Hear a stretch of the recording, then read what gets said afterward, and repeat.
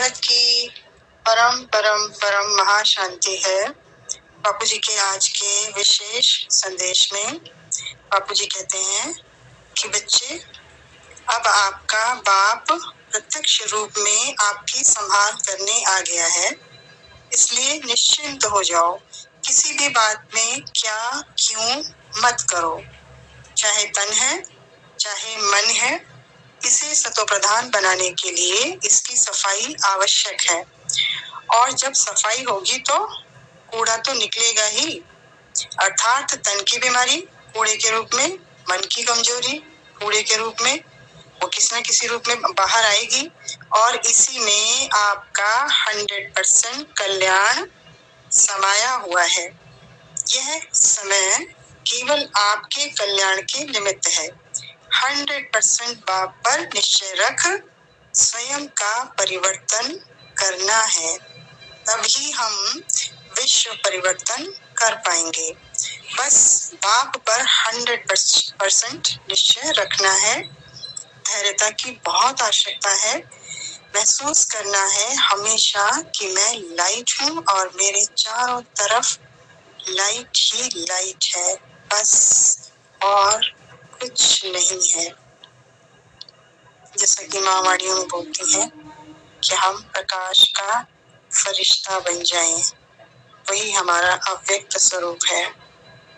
व्यक्त में रहते हुए अव्यक्त में रहना, यही हमारा पुरुषार्थ है, यही सीट पर सेट है, यही बाप का रूप है। तो यही अभ्यास हमें बढ़ाते जाना है।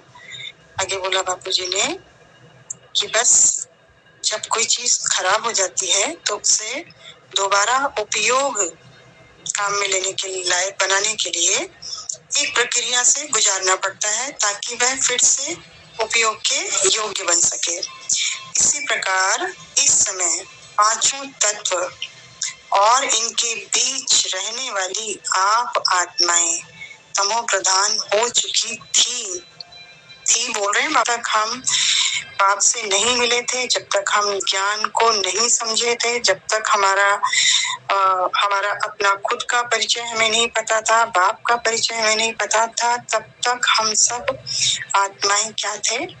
तमो प्रधान दुनिया में तमो प्रधान ही थे। लेकिन अब बहुत परिवर्तन हो चुका है। स्वयं को और पांचों तत्वों को सतो प्रधान बनाने के लिए आप आत्माएं ही निमित्त बनती हो। कितना बड़ा परिवर्तन हो गया है। इसी कारण आप बच्चों का भी इस प्रक्रिया से निकलना बहुत आवश्यक है। कौन सी प्रक्रिया? जो हमारे पांचों तत्वों में तन मन धन पर जो भी परेशानियां आ रही हैं, उस प्रक्रिया से निकलना अत्यंत आवश्यक है। जब आप बच्चे परिवर्तन के निमित्त बनते हो तो मालिक भी कौन बनता है? मालिक भी आप ही बनते हो। बस बच्चे, यह प्रक्रिया भी अब समाप्त होने वाली ही है। आप बाप पर निश्चय रख दृढ़ता पूर्वक उमंग उत्साह के साथ आगे बढ़ो। यह सब कुछ केवल आपके कल्याण के लिए ही हो रहा है। बापू जी ने समझा दिया हम लोगों को अच्छे से। क्या समझाया बापू जी ने, उसका थोड़ा सा क्लैरिफिकेशन हम समझेंगे। क्या बापू जी, जो बच्चे थोड़ा सा अपनी स्थितियों परिस्थितियों से डरे हुए हैं ना, उस डर को बापू जी आज समाप्त कर रहे हैं। कि जब हम आत्माएं पुरुषार्थ करते हैं तब हमें कई बार लगता है कि पहले तो सब कुछ ठीक था, अब मन में हलचल क्यों बढ़ रही है, या कभी शरीर में कोई समस्या आ गई, या कभी कोई पुराना संस्कार आ गया, या कभी कोई कमजोर संकल्प आ गया, कभी परिस्थितियां कमजोर हो गई। तो ये सब क्यों हो रहा है, क्या क्यों कैसे में हम फंस जाते हैं। लेकिन बापूजी कह रहे हैं कि डरो मत, ये हमारा गिरना नहीं है, ये कोई गिरावट नहीं है, ये क्या है? सफाई की एक प्रक्रिया है, सफाई का एक प्रोसेस है जो हमारे साथ चल रहा है। जैसे बापूजी ने एग्जांपल दिया कि कोई पुराना घर साफ किया जाता है ना, तो सबसे पहले धूल उड़ती है, देखने वाले को लगता है कि गंदगी बढ़ गई है, जबकि वास्तव में क्या हो रहा होता है? गंदगी बाहर निकल रही होती है। इसी प्रकार जब बेहद के बाप यानी हमारे बापूजी आत्माओं का परिवर्तन जब शुरू करते हैं ना, तब वर्षों से हमारे अंदर जो दबे हुए संस्कार, कमजोरियां, पुराने हिसाब किताब, वो सब ऊपर आने लगते हैं। तो कई बार हम सोचते हैं कि मैं तो पहले से भी कमजोर हो गई हूँ, लेकिन बापूजी कहते हैं नहीं, ये कमजोरी नहीं है, ये आपके अंदर की गंदगी बाहर निकल रही है। यही कारण है कि बापूजी बार बार कहते हैं क्या, क्यों, कैसे में मत जाओ, क्योंकि जैसे ही आत्मा प्रश्नों में जाती है, उसका ध्यान, जो हमारा ध्यान होता है, वो सफाई से हटकर कहाँ चला जाता है? समस्या पर चला जाता है। आज बापूजी ने एक बहुत सुंदर उदाहरण दिया है कि जैसे कोई वस्तु खराब हो जाती है ना, तो उसे फिर से उपयोग में बनाना है, हमें उपयोग में लेना है, तो उसे एक प्रक्रिया से हमें गुजारना पड़ता है। उस प्रक्रिया में क्या क्या होता है? घिसाई भी होती है, सफाई भी होती है, पुरानी परतें भी हटाई जाती हैं।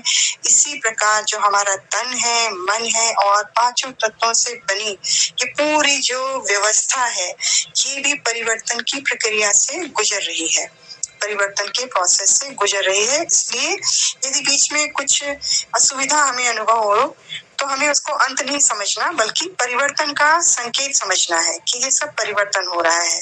बापूजी ने एक बहुत गहरी बात बोली कि हमें केवल परिवर्तन देखने वाला नहीं बनना, यानी हम केवल परिवर्तन देखने वाले नहीं हैं, हम परिवर्तन करता हैं।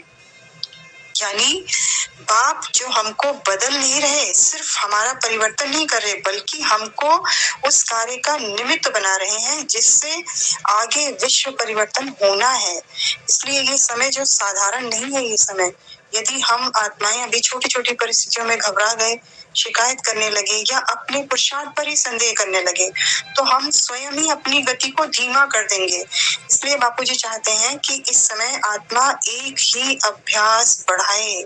क्या अभ्यास बताया बापूजी ने? मैं लाइट हूँ और मेरे चारों ओर लाइट ही लाइट है। यही अभ्यास निरंतर माँ भी हमें समझा रही है अपनी दिव्य वाणी में, और बापूजी भी निरंतर हमें अपने संदेश के द्वारा हमें समझाते जा रहे हैं कि आपको ये अभ्यास बढ़ाना ही है। मैं लाइट हूँ और मेरे चारों तरफ लाइट ही लाइट है। जैसे जैसे हमारी ये स्मृति गहरी होती जाएगी, तो हम क्या होंगे? किसी भी तरह की कोई समस्या को हम देखेंगे ही नहीं।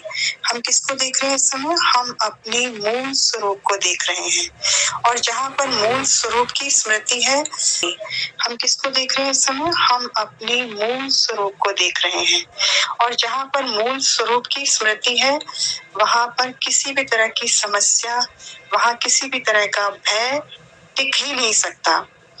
तो बापूजी ने हमें आज के संदेश में एक चेतावनी भी दी है। कई बार आत्माएं सफाई के समय ही रुक जाती हैं, उनको लगता है कि बहुत हो गया, अब मैं आगे नहीं बढ़ सकते, या अब मैं बहुत नीचे गिरता जा रहा हूँ, मुझे इससे आगे मैं बढ़ ही नहीं सकता। लेकिन बापूजी कहते हैं यही तो समय है किस चीज का? धैर्य रखने का। जो इस प्रक्रिया को समझ गया, इस प्रोसेस को समझ गया, उसने इस प्रोसेस को समझकर धैर्य रखा, वही तो अंत तक पहुंचेगा। और जो बीच में ही घबरा जाएगा, वो अपने ही पुरुषार्थ को क्या कर देगा? कठिन बना देगा, मुश्किल बना देगा अपने ही लिए। इसलिए आज का बापूजी का संदेश केवल इतना नहीं है कि पुरुषार्थ करो, बल्कि ये है कि जो परिवर्तन का प्रोसेस चल रहा है, उसके ऊपर भी हमें 100% विश्वास रखना है, क्योंकि जो कुछ हो रहा है वह हमारे विरुद्ध नहीं हो रहा, वो हमारे कल्याण के लिए हो रहा है। इसलिए अंत में बापूजी फिर से आश्वासन देते हैं कि यह प्रक्रिया भी बहुत जल्दी समाप्त होने वाली है। बस हमें क्या कर रखना है? हमें निश्चय रखना है, धैर्य रखना है, और उमंग उत्साह रखकर बाप का हाथ कभी नहीं छोड़ना है। तभी क्या होगा? तब ये प्रक्रिया हमें संपूर्णता तक पहुंचा देगी। अच्छा, सभी को बेहद की परम महाशांति।